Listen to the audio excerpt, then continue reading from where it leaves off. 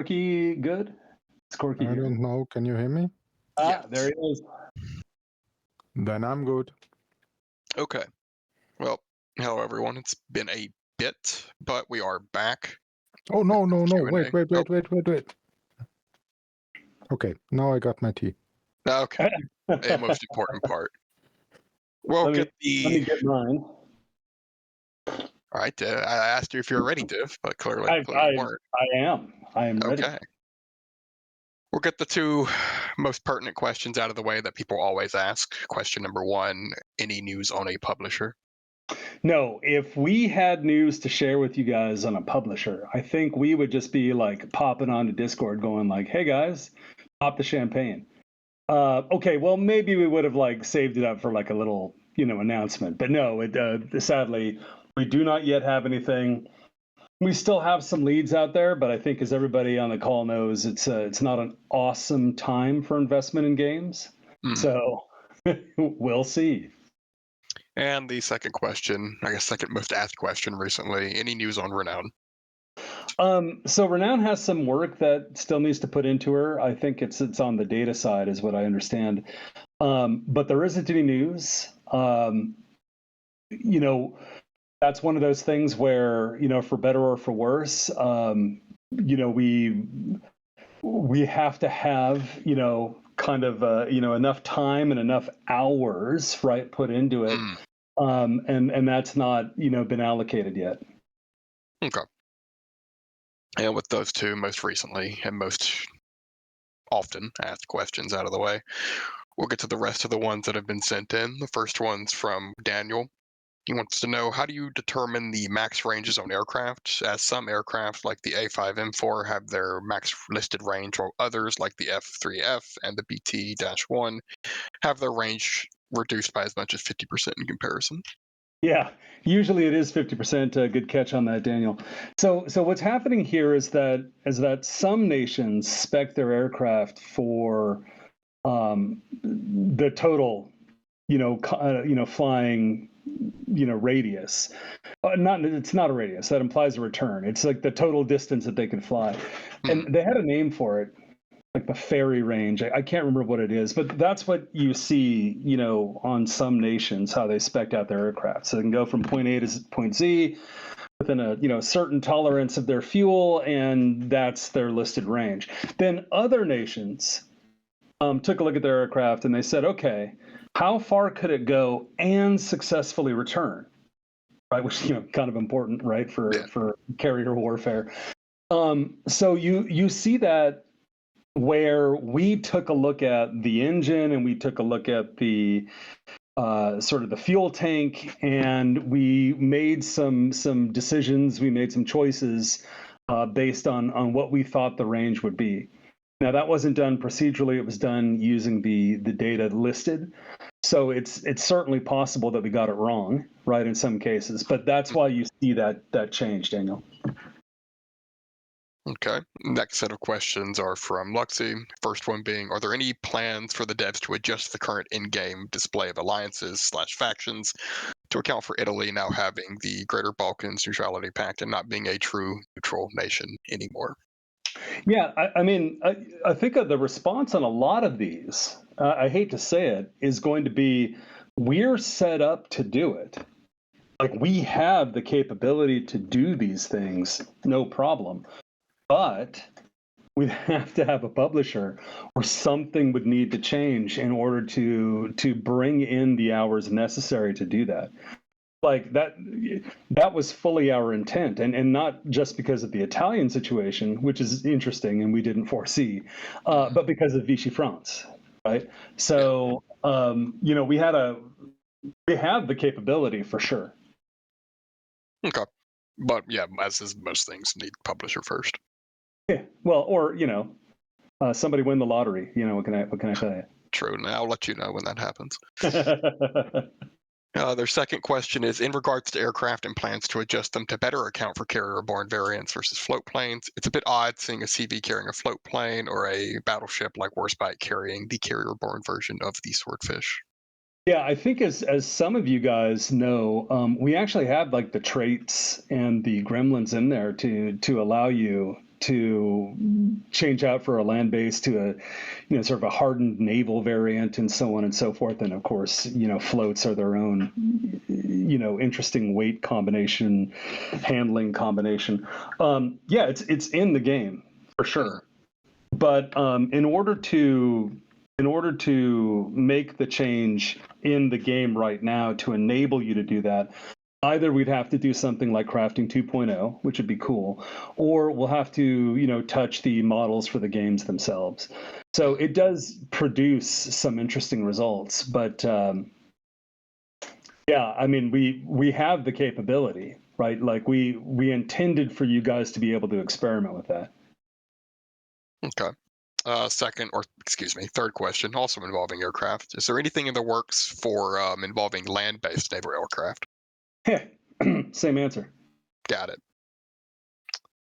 4, any plans to expand the inventory amount that we have access to? I don't know that we thought about doing it. Again, there's a footprint cost, right, associated with the data. There's nothing that prevents us from doing it, but I'm not aware of any plans to do so. Okay. Sorry, I'm getting messages on the side here about other things. Yeah, no worries. And their final question is, any updates or info on getting a lock feature to protect vestures from being used? Yeah, I think coding wise, right? That's fairly straightforward. There's some UI stuff in that I think we've talked about before. It just has to be prioritized, right, in order to do it, and it hasn't been up to the present moment. Okay. Moving on, Gladix has asked if there's a plan B if a publisher doesn't work out. Yes, Gladix, being in France is going to secure huge investment from the French government. Of course. And that's exactly how we intend on funding future efforts on Victory Bells. Plan C, of course, is we intend on keeping the servers up just as long as we're not in the hole to do so. So as long as it's making costs meet, we're happy to keep it up. Mm-hmm. Okay. Let's see. Next set of questions is from Super Rommel. The first one is, firstly, was ramming and ship collision ever considered a mechanic that could feasibly be added into the game? You have historical precedents. Yes. In fact, early on, we not only did we consider to have it in the game, but it was working. We actually had a ramming model. Now, it wasn't for Queen Mary, although you could ram with Queen Mary. It was for U-boats, submarines, right? And specifically for destroyers, kind of running them over if they could manage it. But we did have a collision model in there, and it was a tactic, right, that rare bells would occasionally have, the crazier ones, I'm sure you can imagine who, to ram their opponents. And there was a kinetic energy model, I think is what we used for that. There again, nothing preventing us from bringing that back, but we'd have to do something with the school feature so you could actually get those plans back in the game. All right, so maybe in the future. Never say never. Never say never. True. The second question is, as time slowly marches on and new ships are added, do you plan to change the equipment of some of the later ships to adjust for timeline changes? No, we had a lengthy debate on this one, but no, we have a database of variants going all the way to 1947, I think. So we know what was on those ships, or we think we know with as close as you can. Yeah. Right, exactly. So we have the ability to do it, but ultimately, what we decided is we didn't want to go down the route of, here's the 1940 configuration. Here's the December 1940 configuration. We figured, hey, you get the 39 variant, or whenever they're released, you get whatever variant that is. And then from there, it's up to you to customize her in any way that you want to. Okay.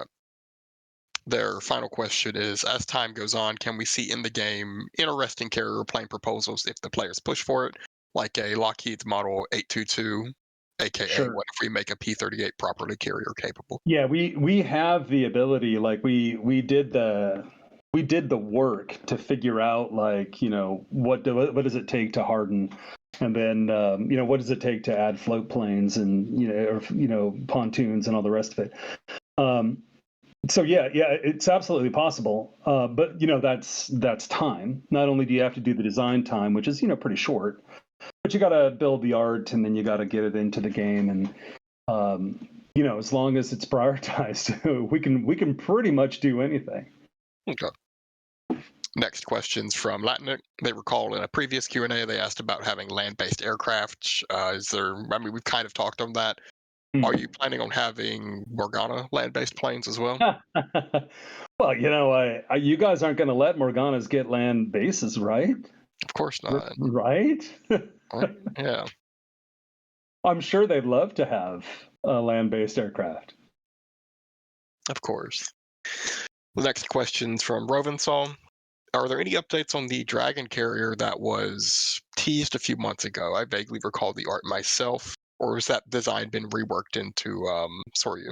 No, Soryu is a totally different carrier than the other one, which is Unnamed Dragon not carrier. named. And no updates, or rather a similar update compared to Renown, I think. Okay. Next questions are from Free Jones. First, they have a message, though, just in general for the devs. It's great to hear from everyone again after all these months, and they hope everyone had a great summer. They also hope that things can continue to move in a positive direction for the game, and I'm very happy with the design for the recent bells. As the expected questions will doubtless be asked, they'll try to come up with some more unique ones. Let's see. Their first one is, what goes into the choice of bell to add each month between nation and role and class? And as a follow-up, how has the reception of the recent bells been, and are you satisfied with the reception?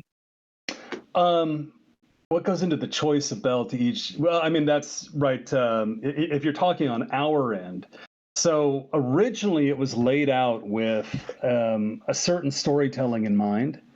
So we had some concept of where, especially the League of Nations story, was likely to go, and then which viewpoints would be interesting or useful, right, to explore that.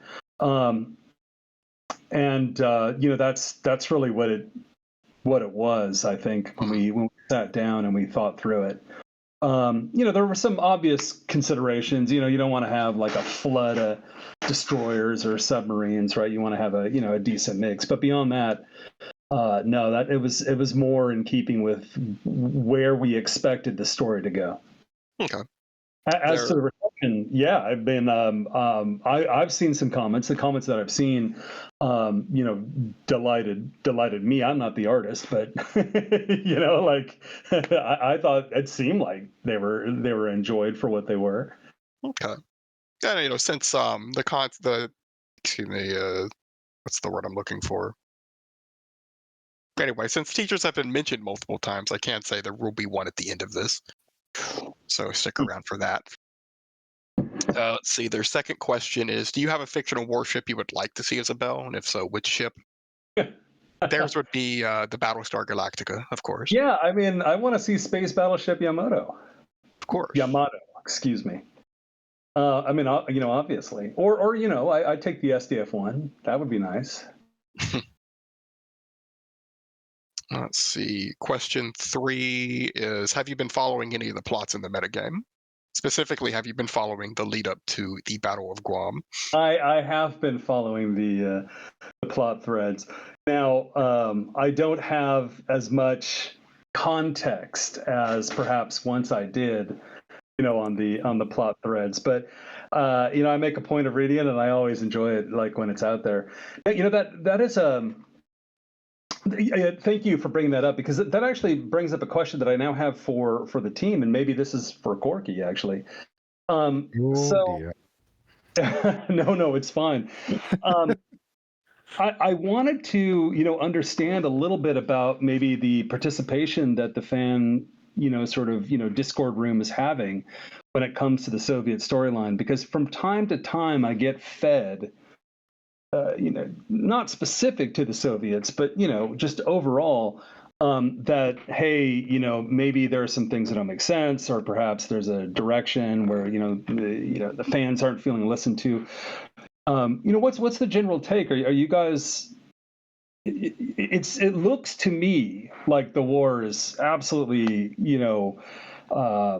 scintillating, and there's lots of things going on and interesting decisions and all the rest of it. But I'd just be curious, overall, if you guys are really feeling like there's good fan input and you're getting nice response. Yeah, that's the thing that has evolved, and I think by now it's pretty fine. I always ask, especially one GM, if he has talked to his players, because he forgets it. But yeah, that's because two of the team are writers, pure writers, who are not used to talk to someone asking about the story, while the other three, including me, we are used to being game masters. We have players at the table, not 200, of course, but 4 or 5. And that moment if you narrate something and then one player looks at you and that totally doesn't make sense. And you are like, fuck, I now have to retcon the last 5 minutes. And at least for me, I always communicate at least the rough plans. I always respond to questions. Why did you do this? Or was this, did you make that up? And very often my response is, no, I didn't. It really happened. So at least for my teams, I have the feeling I take them with me, and there is always, I always point out, you can talk to the others on the team if you think someone makes something strange, yeah. So and I have the feeling by now that everyone values the input, and those who were not used to that kind of input really started to like it. So yeah, I know the Russians opted, what I've been told, actively for the different style, but the writer had to figure out how to not tell some chamber story, but narrate something in a bigger picture. And from the last Soviet report, for example, I got very positive responses from the player side. And from the other teams, I know the Brits eagerly await their writer back. So, yeah, I mean, I want to thank the French again for telling me I'm a great writer and play master. So, yeah, I'm at this point in time pretty confident, even if some very wild things happen through some wild cards by, player choices in the game we didn't expect and stuff like that. I mean, there's definitely a butterfly effect, right? So I mean that. Yes. Oh dear. Invasion coming up. I know at least for the Italian players, I'm fairly confident in saying I don't think we have any major complaints so far with how things have gone or how things are going. That's true. I think the system I try to employ is with, you have game masters, but you always have a speaker for the room you can turn to if you're not confident to talk to the game masters directly, because it can be awkward for some people. But inside the rooms, I usually only poke into my rooms, except someone calls me over, or a player, a player speaker talks to me, hey, we have this and that question, or we have this and that problem, or how can we do that? And by now the team in itself knows its strengths and weaknesses. For example, please don't talk to me about tech. I usually ask Alex in the worst case, and stuff like that. Yeah. but it's immense fun. I want to point that out. I love it. I absolutely love it. Wigbert, it actually looks like the next couple questions are for Corky. Do you just want to? Yeah, there's one last one. Free Jones asked if Soryu's tagline "Rebel without a cause" wanted to know what she's rebelling for.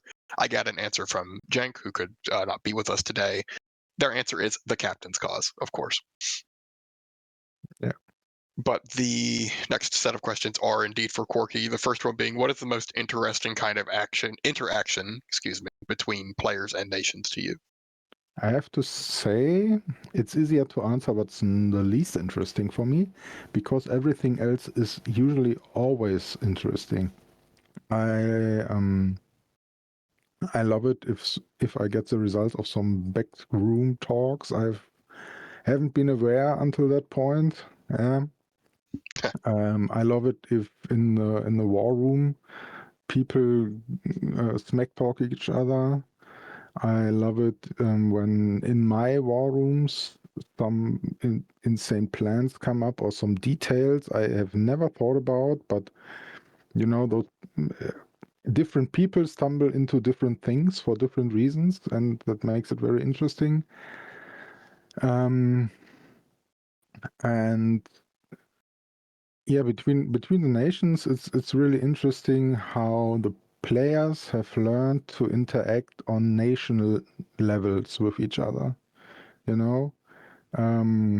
not like, let's say, Wellington is talking to Doc. Yeah. Mm-hmm. So it's that was in the beginning. Two players had an idea. Hey, I play Japanese, you play Italian. Let's try to make stuff up. But now you have, in my perception, more organized interactions. The US room is whatever they're doing. I'm not looking. But they come out with a result and say, okay, we will do this and that with the French, and we have communicated it either with them or we want to surprise them. Let's say it that way.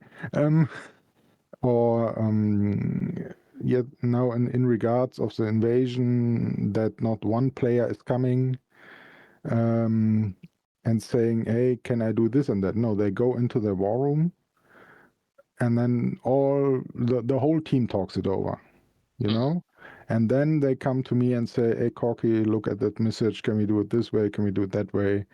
Or we have a question about this. We have a question about that. It took me some time to get the allies from believing they can play the invasion out to the end. Mm-hmm. And I had to say, no, you see, what you do is a drop-off, and then you start praying, because you're not the army. You are the Navy. So the moment your troops land on solid ground, well, they are no longer your troops. Yeah? And then they're yours, kind of. Kind of. Yeah. I will talk back and forth. Don't worry, I will not leave you in the dark. And I will probably ask all the army and tanks enthusiasts a lot of questions in the next few weeks.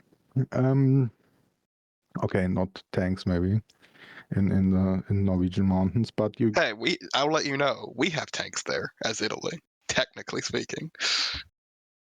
you got Caro Veloce.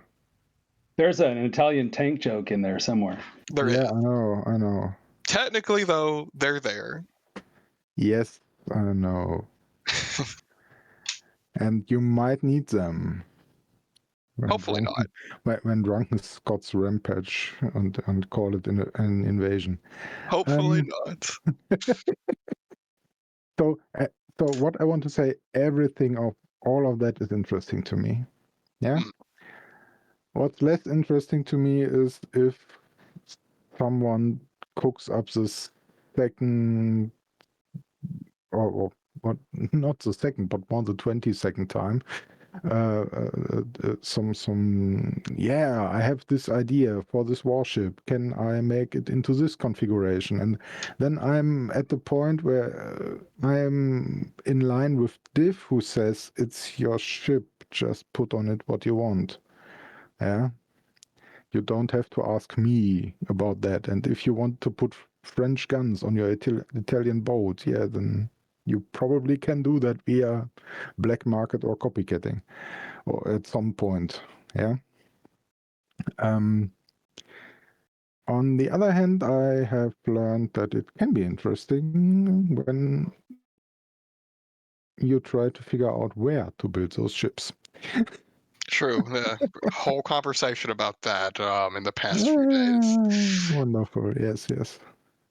Let's see. Their second question isn't a question per se, but they would like to know if it's possible for redacted content that is unredacted after the 2-cycle have Yes. passed. If you could mention it in the current report. It's mentioned in right above the report that it will be deredacted. Okay. So should I use a different color to highlight it better? Honestly, might not be a bad idea. Okay. Just don't ask me what color. I'm red-green colorblind. Not a good idea for me. Okay, then good. You're red-green colorblind.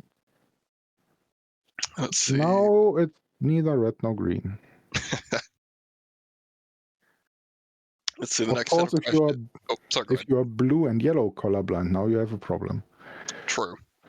Luckily, I'm not. Yeah, that's much rarer, I've been told.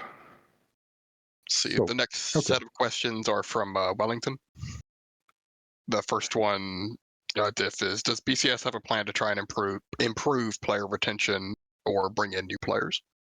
The answer is sure. Yeah, I mean, like ads are continuing, and behind the scenes, we're still trying to, work a few angles to bring more visibility on it. It is what it is, but yeah, of course. Okay. The next question is more for me than anyone else. How long before the next Q&A? We'll see. I'm not sure if I'm going to continue doing them monthly. I might do them every other month. I haven't decided yet. I will play it by ear. The third question is: given it's been some time since the last Q&A, are there any big updates? I guess you'd like to talk about, Div. I mean, there is always the possibility of a big update, but no, we don't have anything to share at this exact second. Okay. And in a shocking change from the normal, instead of asking about renown, progress on Galicia instead. Galicia. A C above, unfortunately. Okay. Next questions are from Tuna. Would you be willing to release the Oni silhouettes of the Morgana? Yeah, boy, I would like to. There are some fun things in there. I don't know if they're ready to be, kind of sent out, but yeah, no, I mean, it would be cool for sure. Okay. And their second question is in regards to a conversation that has occurred recently during the General War Room. I'm not sure if you look in there too often, Diff, but it was not less summoned. It was generally efforts about building ships directly for the INPF, as Okay. opposed to nations themselves. And if one of those ship spells awakened, if such a thing is built, could they make an appearance in the main game? Oh yeah, I mean the answer is unequivocally yes. But once again, right, it's a matter of prioritization and of funding, right? So were those things to align? Yeah, I mean we would love that. That'd be amazing. Okay. Next set of questions are, or question, excuse me, it's from Uber Random. Can they get more info on how the depth charge damage formula works? There's one specific plus explosive depth charge that does orders of magnitude more damage than the other options. Yeah.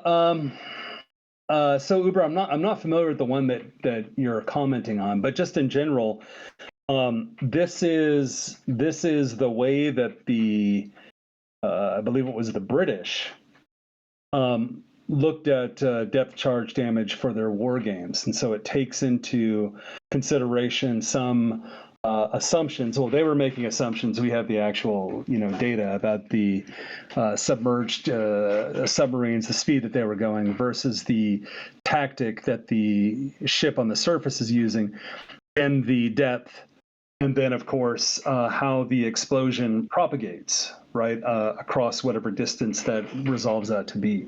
So obviously, when you are talking about an explosion underwater, the power of it is gonna tail off pretty quick. It's the cubed, I think, from memory, and you get scenarios where obviously there's a certainly a limit to this, but the more explosives that you pack in, the wider the initial area, the lethality of it, kind of grows. But it's all rooted in sort of the physics of the actual problem, like what's happening. So if you're familiar with that, then I think you can probably see that explosive is going to have a pretty powerful effect. I mean, so does sink rate, and so does increasing your speed and the angle at which you can detect the submarine before you lose contact and that kind of thing. All those things matter tremendously for placing your charge directly on the submarine. Okay. So I don't know if that answered his question, but that's the answer. The next set of questions are from Paruka, and they'd also like to say thank you for changing the damage formula of dive bombers. I'm not aware if it did change or not. I don't follow the planes very much. But their first question is, when considering the accuracy of a director and RDF, what do the different stats represent, and how can they compare the accuracy of an RDF to one of the director? Oh man, you know what? I really should have read these more concretely. I would I'd have to go back and look. Generally speaking, the accuracies of RDF is not great. It's kind of terrible, actually, in 1939. So I think you could say that basically any optical director will beat RDF, but optical directors have to have the right light conditions and weather conditions in order to see, and RDF doesn't. So you kind of maybe would like both, right? The way the algorithm works is it takes the best possible information. So if you have both, equipped, it'll choose optical when optical is better, and it will choose RDF when RDF is better. Okay. Their second question is, does the rate of fire of the AA affect the accuracy of attacking bombers? Yes, it does. By kind of making them, I've forgotten the term. There's effectively kind of putting a volume of fire down on a bomber. It can freak out the pilot, and if the pilot is freaked out, then the accuracy is affected. Your veteran pilots, or if the volume of fire is low, are just going to come right in and it won't be a problem. But yeah, if you can put down enough fire, I think it's more than half the accuracy of the incoming bomber. Okay. Continuing on the theme of plane stats, what does the dispersion stat of fighters do, and why is Pyre better? Well, it's not necessarily better. Dispersion is dispersion, right? So it determines how quickly. I don't want to call them aiming errors, but the travel of the bullet is going to deviate from where exactly the point that you're after. Just like naval gunnery, there are times when you want it to be very precise, and there are times when, hey, I'd love it if there's a big wide field because I'm going to get a better odd of hitting something, right? If I'm hitting a very large area. So for fighters, aerial combat, it's the same sort of scenario.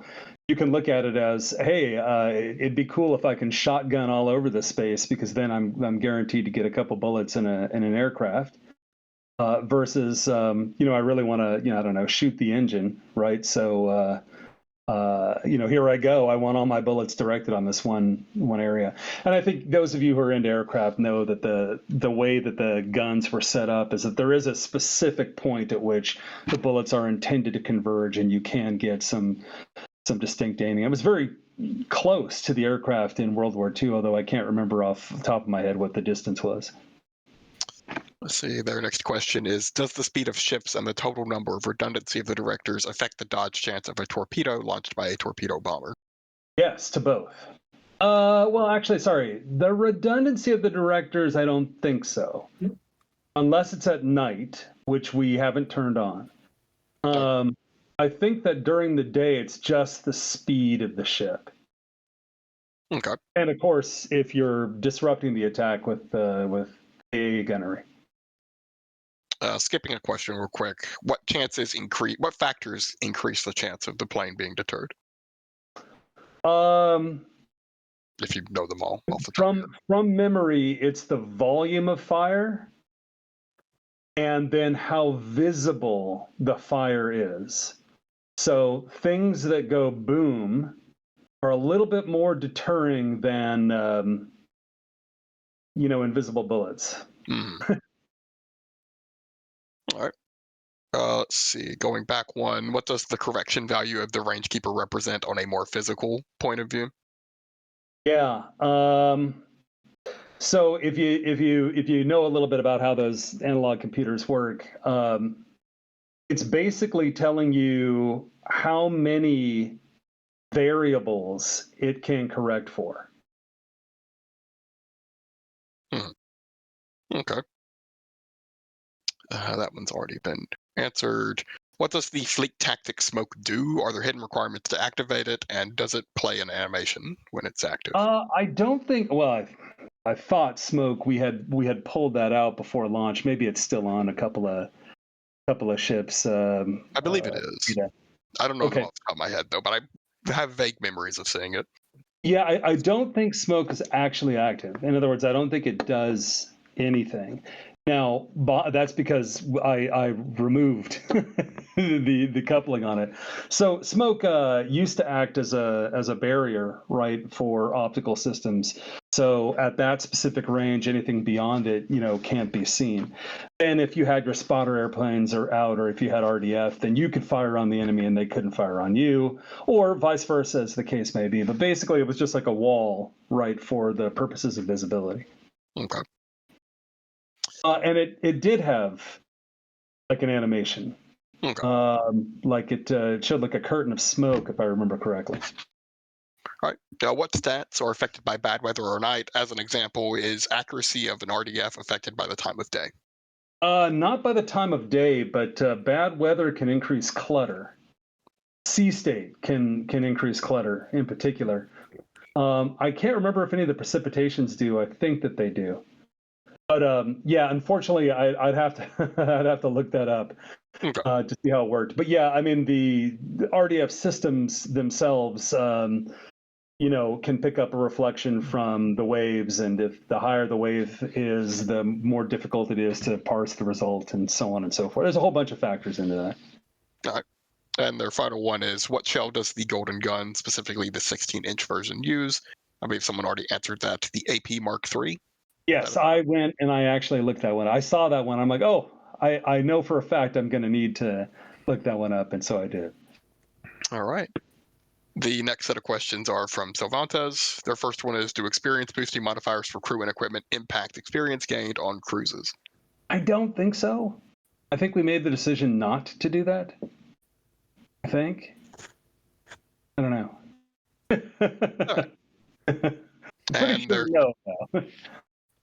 And their second question was, what other projects are the team working on, if you're willing to share? I'm sure some would like to support them on other games or apps. And I do have an answer from Tay that I can share once you're done with viewers. Okay, I was just going to say, I unfortunately I can't speak for Black Chicken Studios. We have something going on, and when it's the right time, we'll definitely kind of reveal it. Yeah, sure, we'll reveal it to you guys. Absolutely. All right, and the answer from Tay was, if you like La Terrible, you'll like this, apparently.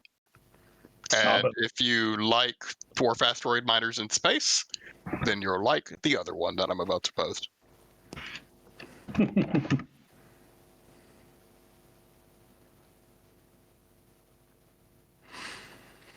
And then moving on, the next set of questions are from Stalin, amusingly. Not a Russian player, from what I gathered. All right. First question being, will there be non-U.S. Navy options for the U.S., as an example, Coast Guard cutters? The answer is certainly could be. We have some information. There are a couple that are, right at the top, like, what is it? Oh my God, what's her name? A famous cutter that had to escape across the Pacific while she was on cruise. Or not cutter, yacht. I don't know, whatever class she is, damn it. Anyway, she had to escape right at the beginning. The Lani Kai, there you go. I just looked that up. There'll be some fantastic ones that we would love to put in there. Again, it's all dependent purely on priority and funding. And their second question is, are other civilian ships like Queen Mary going to be added? Exact same answer. We love to do it. There's some interesting things that we see out there that we like to do. Just have to have that funding there. Funding, yeah. And the final question sent in was from SNE. I think I'm pronouncing that right. There's some stuff that they've seen that doesn't seem to work right, but it's difficult for them to prove it. For example, they don't think stability has any effect on dogfighting, or the surprise chance stat that reads modifies the chance enemy ships will spot your torpedoes seems to actually increase the chance your ship will spot enemy torpedoes. And they want to know if it's helpful to report those things because they're worried that they're misinterpreting.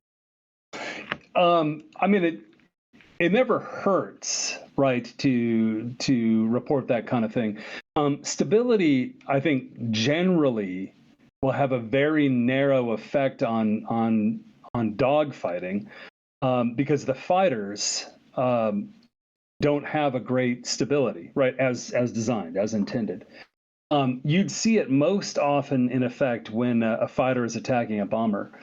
Bombers are very stable, make great targets, and can definitely impact in there. I think that part of it is working, but I mean, obviously if you see something, and especially if you can point to, hey, here's the exact setup for the problem, right, we always love that kind of thing. Okay. As to surprise chance, there's 2 surprise chances. If I remember correctly, one of them is about reducing the chance that somebody's going to hit you. One of them is about, I think, detecting. Again, if you've got a specific scenario, yeah, feel free. Always happy to take a look at that. Again, with the time allocated, that I'm given to do it. Yes, I'll be happy to look at it. Okay, moving on to questions that I saw in chat as it was progressing. First one's from Sangloon. Are there any plans to add equipment from minor nations to the diplomacy store, and is it possible to see equipment not found on major warships, such as guns from sloops or gunboats, or small radar sets not mounted on ships in the future? I mean, basically anything can be added, right? So you're talking about, data, because the system can handle almost anything throughout World War II. Right, we built it right with that kind of scalability in mind. So yeah, it's anything is possible, but again, as usual, right? It's prioritization, it's time, it's art, right? To get all that in, and that would have to be directed. If I'm given that direction, then I'll be happy to put in anything that that we want to. Absolutely. And the next question I see is from Scudia. It is a lot of people in our war room, they mean the Italian one, and I'm sure some others have gotten personally invested in procurement of tanks and small arms and other such army things that have nothing to do with the Navy. How much of an effect on the war situation might players' desires in regards to their favorite tank waifus do, if anything? That's a quirky question. Yeah. I can 1 second. Corky, I'll link it to you.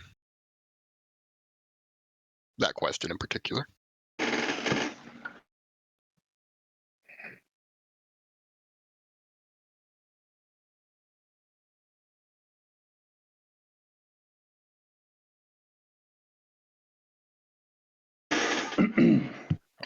Otherwise, sounds like, go ahead, Corky.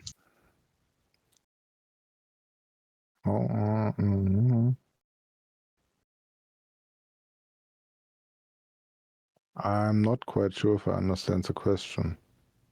I think the general gist of the question is how much impact can the player base have on that sort of situation involving things that aren't necessarily of the Navy. Oh, okay. If Yeah, any. no. You have to try to play billiard. Okay. Yeah, you can. For example, the French. The French are a prime example. What did they do? They pulled the one general they absolutely despise out of the front lines. And now they pray it works. Mhm. And about tank waifus, I have no idea. If you want to tell your army what tank to build, good luck. It's more of a trying to set up situations so that they will naturally proceed that way more than anything else. Well, the closer the situation is to the coast, the more likely you will probably succeed as a navy. Good thing Italy's mostly coast. Yes. But yes, we are now taking questions from the general chat if anyone has any that have not been asked so far. I saw another one from Scoot. He was asking if the Morgana planes are piloted. That one, yes. Yeah, they do have human crews, or maybe I should put in quotes human. They are piloted by something which is not the Morgana herself, much as your planes are piloted by human beings and not directly controlled by by your bell.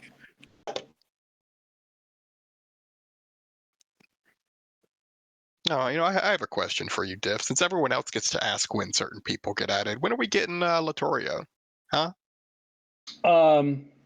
Yeah, I just I need Glatux to handle the French government for us, and you got it. Okay. Fair enough. I see how it is. Everyone else gets a casual, it's in the works, but now I've got to pay. Of course.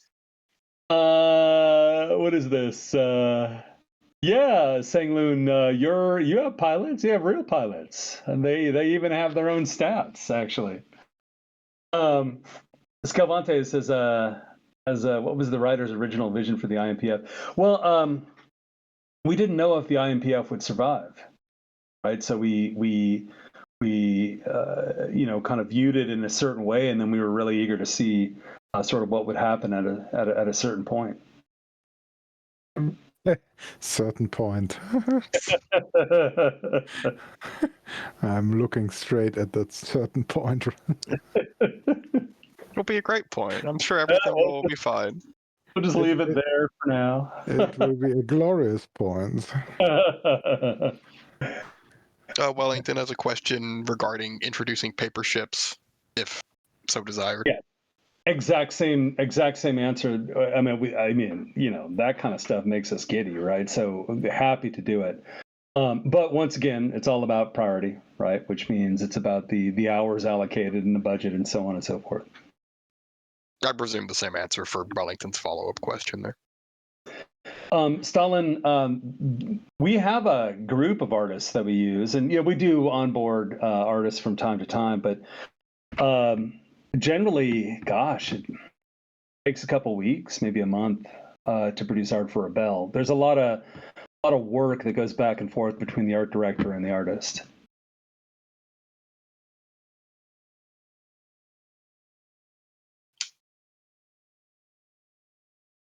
More metagame, I see.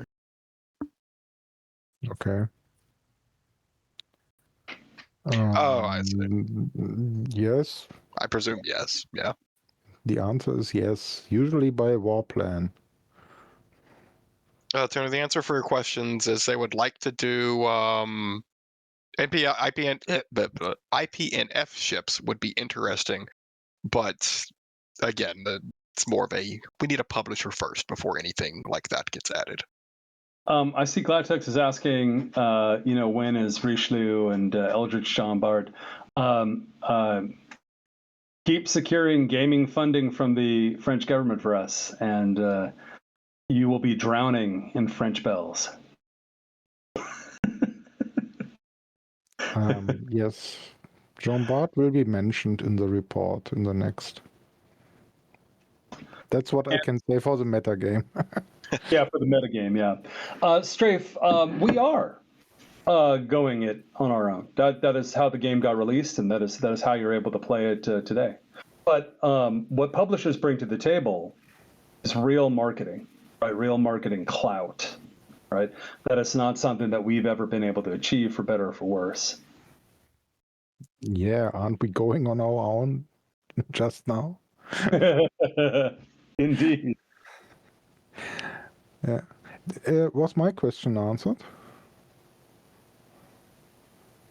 What question? Sorry, Corky? When the fee 156 will be added to the game div? Oh, the Storch. Yes. It's easy enough it's easy enough to add.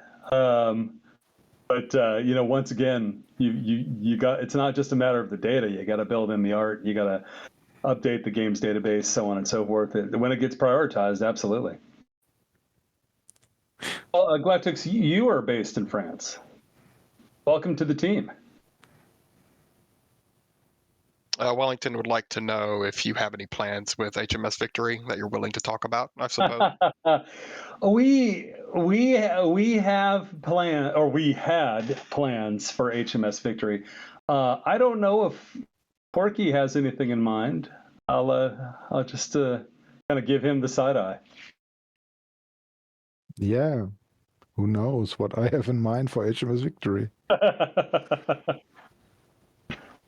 No, yeah, the British are in a transition phase because I'm waiting for the writer, and we had an idea, and then we had another idea, and then the Empire was a bit busy. All of a sudden. The Empire is very extended. Let's see. Stalin would like to know why did Constitution get exploded? Well, I think you definitely want to hear it direct from Jank, but suffice to say that that was a plan. You are opposed by the Morganas. That was a plan that the Morganas had, and it was successfully executed. Yes. All right, then.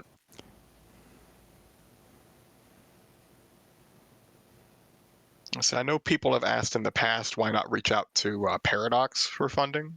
I believe that's been a thing that's done. We did. Yeah. We did that last year. But guys, for better or for worse, I mean, look at what's going on with Paradox. I mean, look at the number of titles that they pulled or shut down, and look at how their third-party stuff has been performing. As much as I'd love to do it, I don't blame Frederick, for a moment for just kind of going like, "Hey, this is not the right time."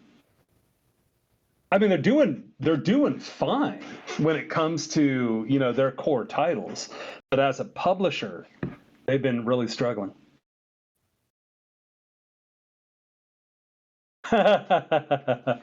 Yeah, that's true, Cervantes. We'd have to rejigger the game entirely, but yeah, that's true. You're not the first one to bring that up. I think I vaguely recall that coming up very early on in QnA. Yeah. I remember a certain reaction. There's nothing wrong with that, but that's obviously not how the game is written, right? True. Are the different weather conditions that change with in-game dates handcrafted or generated programmatically somehow? Programmatically. So Uber Random, we actually got the World War II sort of marine atlases, and they give like wonderful percentages of expected weather. So all the data in the game is built using this rather awesome model based on historical trends. Now, that doesn't necessarily mean that they had that weather precisely, and you get a couple of bad rolls, you're going to get a streak of weird weather, right? But yeah, it's all built off the actual sort of marine observation data.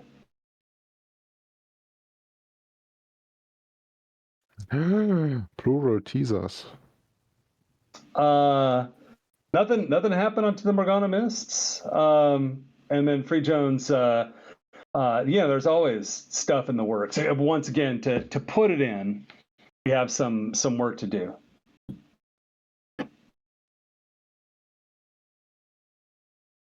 There, teasers have been posted. Is the second really a teaser? I mean, hey, I post what I am given. Not up to me to Yami has classify been kind to you, I see. Yes. So yes, the second one isn't really a teaser for anyone who knows what they're looking at, but you're welcome. Thank Yami for providing me with it. And I mean, technically, the first one's not a teaser for me either, since I can see what it says. But I'm not going to say that. I'll leave that for someone else to do. Wise. You don't want to get on Yami's bad side. I don't. No, I really, really don't. I will not say anything. Okay. Well, let's see. We got like 5 minutes left here. Anything else? We've got one from Wellington.